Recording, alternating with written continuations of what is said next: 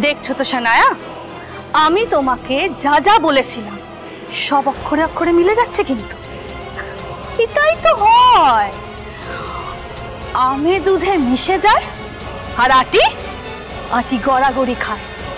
তাই বলছি সানায়া, সময় থাকতে নিজেরটা বুঝে নাও, নইলে কিন্তু। দিদি তুই তো চুপ করবি এবার? অনেকক্ষণ ধরে শুনছি, চুপ করবি। দিদি কথাটা তো ভুল বলছে না।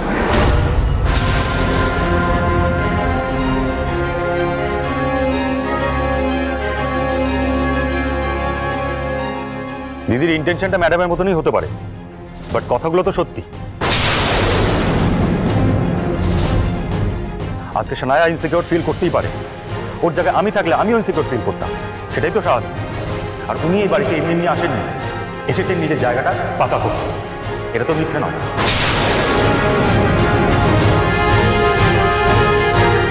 হ্যাঁ, আমি এই বাড়িতে জায়গা পাকা করতেই এসেছি।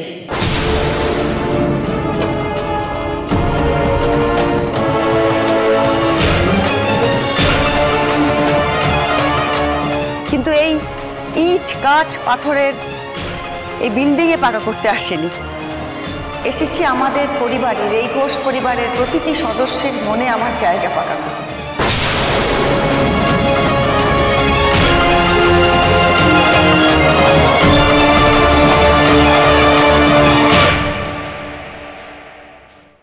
আর আমার সন্তানদের মনে আমার যে হারিয়ে যাওয়ার জায়গা ছিল সেটা ফিরে পেতে। কি হয়েছে তোমার?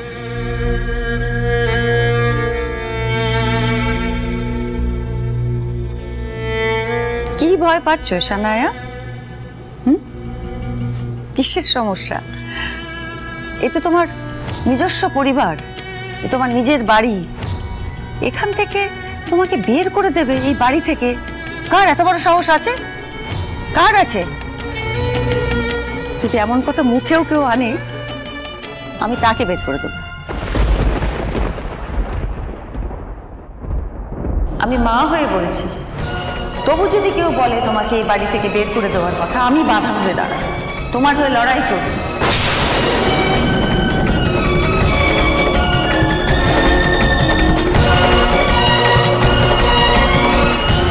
অবশ্য তুমি আমাকে মা বলে নাই ডাকতে পারো, যেমন আমার ছেলেমেয়েরা আমায় ডাকে না, কিন্তু তবুও আমি তো তোমার মায়ের মতো বটেই। মায়ের মতো? মা তো নন।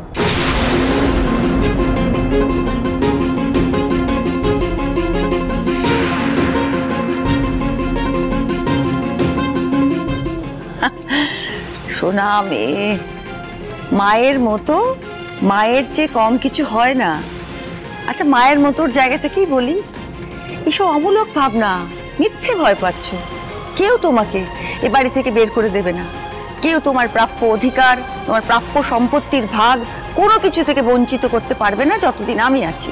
মাসিমা, কথাগুলো শুনতে ভালো, কিন্তু এরকম মুখের কথা কি বিশ্বাস করা যায়? বা এতকাল তো জানতাম মায়ের কথাই পাকা কথা, তার চেয়ে পাকা কথা আর কিছু হয়ই না।